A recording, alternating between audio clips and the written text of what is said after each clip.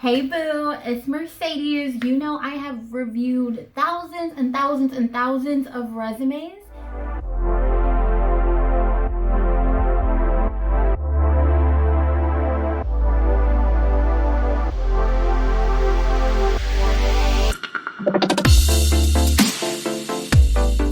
Alright, we're not doing really too many intros today, okay? We're jumping right into it, but yes, I have been a career recruiter. I have recruited for over 7 years. I have seen it all when it comes to resume writing. And I'm going to tell you, again, the top 5 tips that I think people are really making in their resumes that's really hindering them from getting more attention, whether that's phone screen interviews, so be it. So we're going to stop you from making these tips. So we're counting down from 5. Let's get into it. Also, if you're not new here, you've been here for a little bit and you haven't subscribed, shame on you. Go ahead and do that, okay? Because you know you want to hang around, you know you want to become part of the community. So go ahead and do that so I can help grow this channel, okay?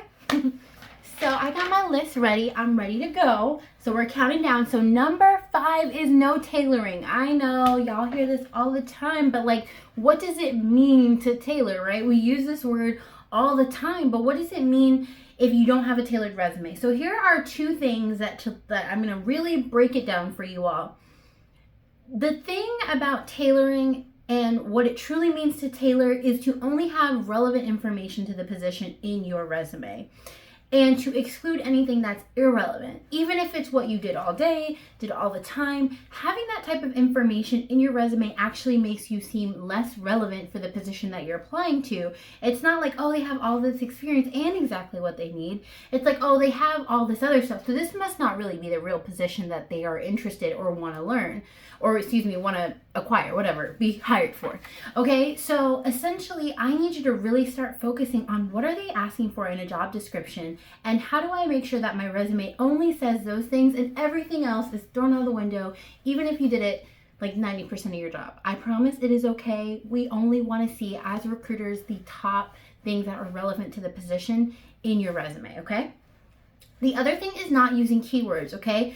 Recruiters are screening. We do not spend that much time on a resume initially, right? If we can see some really promising things in your resume in the first couple of seconds, then we'll continue reading, okay? So it's really important that you have the right keywords in your resume so that a recruiter is really encouraged to continue reading their resume before they pass it on to their hiring manager. Hiring managers even have less time than recruiters, surprisingly, cough, cough, sarcasm. So they're wanting to see exactly as you see that resume. They want to just be able to like check off all the boxes, okay? You have just a few seconds to make an impression, so don't lose it. Make sure that you only have relevant items on your resume. Cool. Okay, number 4 is that your resume is not clear. It's jumbled. It's a little bit too busy, okay? And I know that, like, for me, I love a pretty resume, but sometimes pretty is too much. Sometimes there's too many colors. There's too many graphics. There's too much formatting that makes it really hard to read. On the other hand, sometimes I see all black and white resumes that the font is really small, everything's squished together, there's no spacing, and it's really hard on the eye. So it doesn't mean that a really pretty resume is always the key, or a really plain resume is always the key. It's a matter of readability. So make sure that you have white space on your resume. Make sure that your sections are really clear. Make sure that when you're reading your resume, it kind of makes you flow through it naturally, okay? You want to make your resume easy on the eyes, whether or not it's heavily formatted or not, okay? There's a lot of ways to do this, but don't make it busy. Add some space, add some really defining color that helps to guide you through the sections, and that's really gonna help you. Don't jumble up your resume. Number 3, oh, this is the one for me. Vague bullets, okay? Don't be like supported projects. Like, I mean, I know that's really short, but I'll see like 5-word bullets on a resume, and it doesn't really tell me about anything. It reads like a job description. And for all purposes, like, you could have just gone and pulled those bullets from any old job description out there. And now I'm not saying to not use the job description to write your bullets, but is it even real? Like, are you just pulling those things from somewhere? Because that's really what it looks like to us. I'm telling the truth, okay? So make sure when you're going through your resume that you're actually thinking about like a time that you did this. Think about a specific story that you actually performed the function, right? You could have been supporting projects, but tell me about a specific project. What did you do? What was the project for? What were the outcomes? You know, who were you working with? The more specific that you can get without, no, don't take my words out of context, okay? I'm not telling you to write a 3-sentence bullet, but I'm saying provide us some context so it really puts us into the situation that you were in. Failing to put the situation and just the task on your resume is keeping you from getting interviews, okay? I know that's conceptually not easy. I'll probably link to some more resume writing resources below, but please, sweetie, please, honey, don't do that. Ooh, this countdown is going kind of fast. We are on number 2, and that is copying and pasting your resume or refreshing your resume, okay? Especially if you are pivoting careers, you are changing into another career path, the worst thing that you can do to really reposition yourself in a new job is using old information. I love this quote on the internet that's like, the information that was on your old resume helped you get your old job. It's not going to help you get your next job unless you're trying to go for the same position, right? But we're all about growth here. So think about realistically, what are they looking for out of a new position? Find all of that thing and really just throw away all of your bullets, right? It's going to anchor you to the past. And so I know it is really labor intensive. It's really hard to really reframe all of your skills, all of your transferable skills, all of the things you've learned and grown across the years and understanding what's relevant for the next position. Again, that relevancy is going to keep coming to bite you in your ass. But that's what I mean by that. So really just copying and pasting an old resume into a new format or updating it with your new position, again, it's really going to hold you back. So start to think about those skills, the knowledge, the expertise that they're looking for, and really reframe your entire resume around that. I've talked about a lot about how I pivoted from HR to DE&I. They were looking for an HR person that was in DE&I, so it wasn't as though I was really taking myself out of my element, but I was able to really repackage my skills throughout my entire career to explain that through a DE&I lens instead of an HR lens, and that's what helped me to be successful, okay? Cool. Okay, I'm gonna eat y'all up with this one, okay?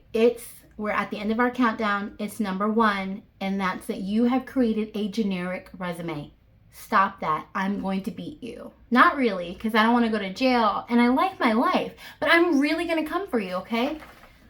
Some of y'all out there think that creating a resume that you could apply to any job with is opening your chances up for getting more opportunities. I get the logic behind that, but in reality, that doesn't work. If you are trying to write a job for a project manager that, has an executive assistant background so that you could apply to both because, you could go for either one. There are so many transferable skills between those two positions, but the fact that you're writing your resume for both of those means that you're not a fit for either position, right? Even though an executive assistant has to collaborate with multiple people all across an organization, and so does a project manager, it's in very different ways and different language that they use that, okay?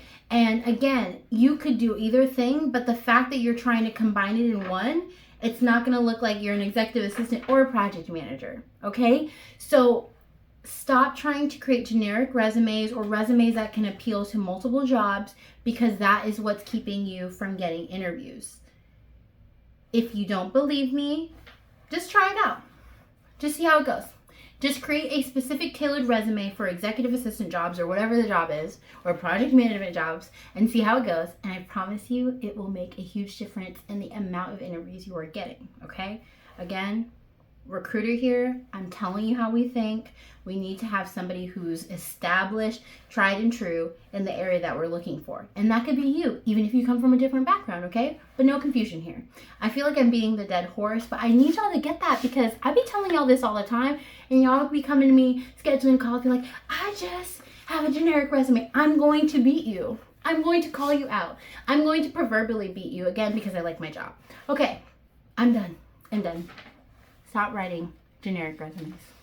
Okay, so we got to the end of this, right?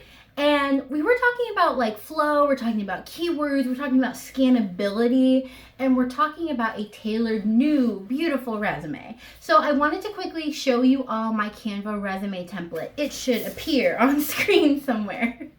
And I put a lot of work into this template as something that's going to be attractive to recruiters, hiring managers, as well as yourself. It's going to be easy to edit, and it's going to be visually appealing so that you don't have to work so much around flow. Everything that you need is already in the template, okay? So go ahead and download it below if you are interested in that. There is actually a $1 minimum fee for the resume template. You can pay literally whatever you want for it as a minimum of $1, whatever you think that it's worth for you in your job search, or whatever you feel like you can afford for it. I know that this resume template is really great because not only have I used it, but my coaching clients have used it as well. And it does really good with applicant tracking systems and in front of actual people's faces, as long as you make sure that you tailor it and you put the right information in there, okay? So I hope that you really enjoy the resume template. It will be linked below. And if you ever want resume coaching, one-on-one work, like, hit your girl up, okay? We can talk. So I hope you really enjoyed this video. I will see you next time. And I'm wishing you all the best with updating your resume, and I'm so glad that you've watched this video because I don't want to see you write a generic resume. I'm just kidding. Love you. Bye.